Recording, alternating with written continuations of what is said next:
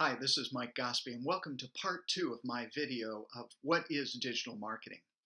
Step 5 has to do with content syndication and sharing. Now, content syndication is content written by you or other people, which you then organize or share with your audience. Some examples of what this might be include best of lists or product roundups, third-party expert reviews or reports, summaries of other articles or events. This can be just a variety of content, as I mentioned, content that you create or maybe content created by others or even others on your behalf. But we want to think of multiple ways to share this content and to put it out through multiple channels. And share is a key word. And of course, this leads in completely into social media. Now, when it comes to sharing, one thing to think about as you're creating content is to ask, how would this information be shareable with other people in the decision process within your prospects?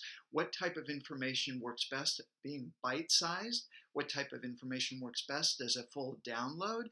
These are good strategic questions to think about. And ultimately, when it comes to sharing, which social media tool should you use? Again, I'm going to refer you back to your persona because you need to share the right social media platforms that are used by your personas.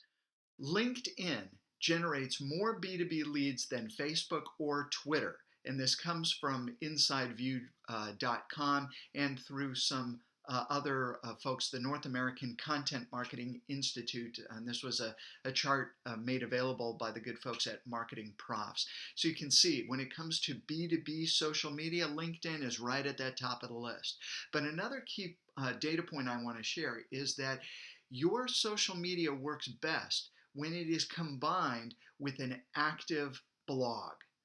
Be active, be constantly updating, sharing content and different views of content pieces in multiple ways. The more information you put out there, the stronger your blog is going to be in attracting the right kind of views and having people subscribe to your news feeds. All right, a question that has come up to me a couple of times is, if we invest in social media, how can we actually listen to the sentiment that's out there? What tools are available? And I will be the first to say that I am not any kind of real expert on the type of technology that's out there, other than I wanted to give a tip of the hat to Adobe Social.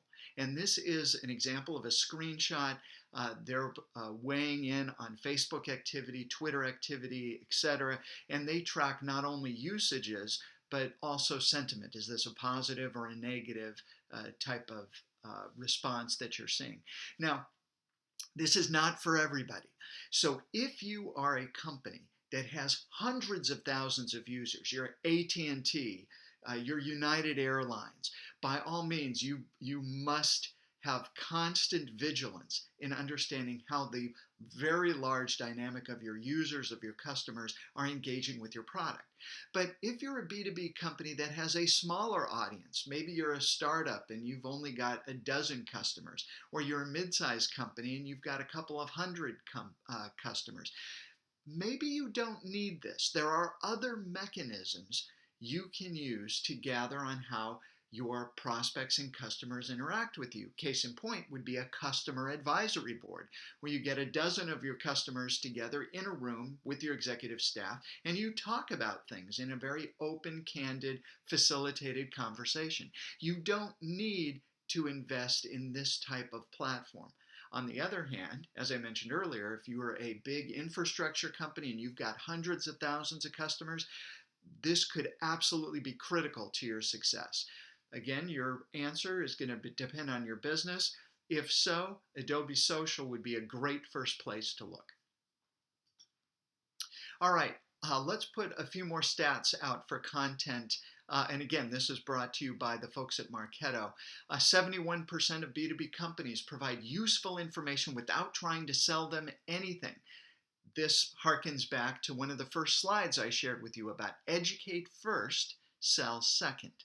And then I want to jump right to the very end, the last bullet point. 85% use ads and sponsored content to share information to help address a need.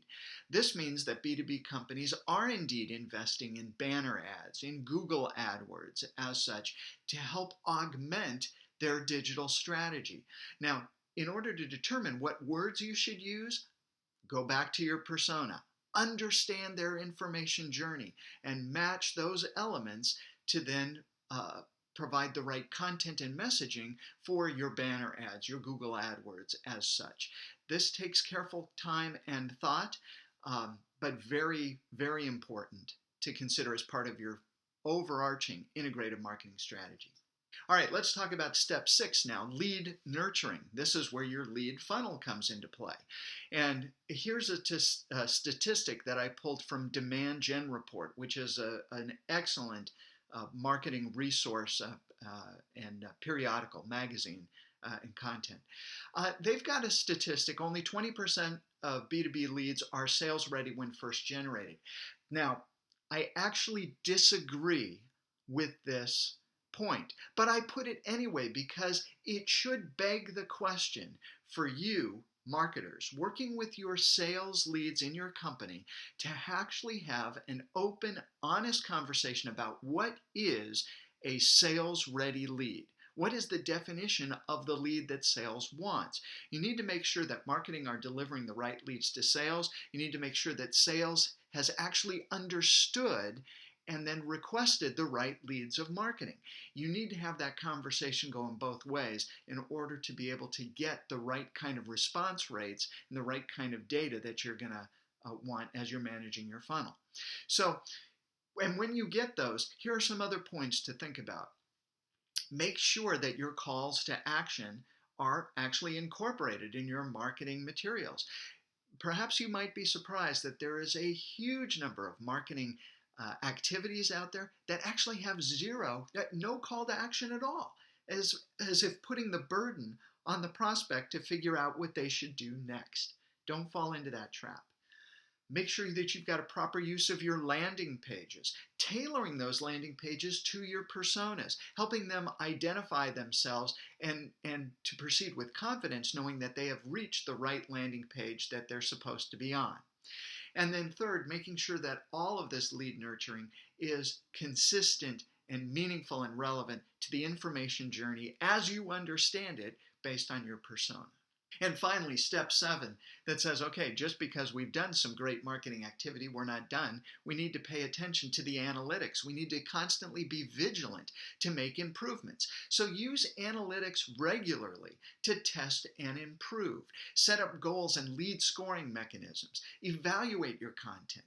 Set up event tracking to see what calls to action works. And don't be afraid to try things and to fail, to try things and make some mistakes. We as marketers learn the most when we make some mistakes. And to do that, let's set these up as marketing experiments. Have the exact same piece of content, but change the title, change the AdWords you're searching on, change the vehicle you're using to communicate it, and pay attention to what works and what doesn't.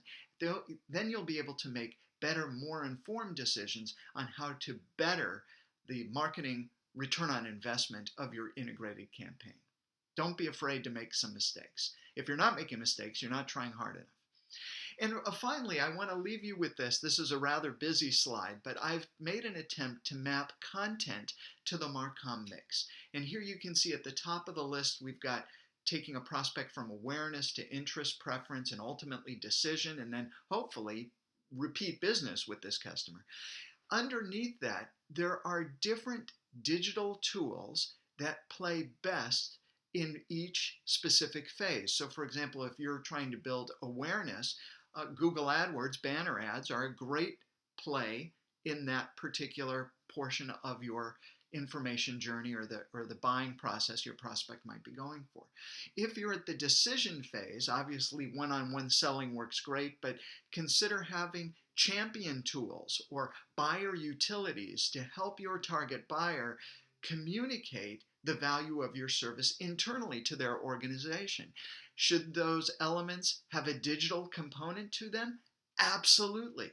Now it's up to you to figure out what works best, but make sure that there's a digital component to every tool, every piece of the engagement strategy that you're moving forward with your integrated marketing plan. In concluding, I'm going to advocate to you that digital marketing by itself no longer exists.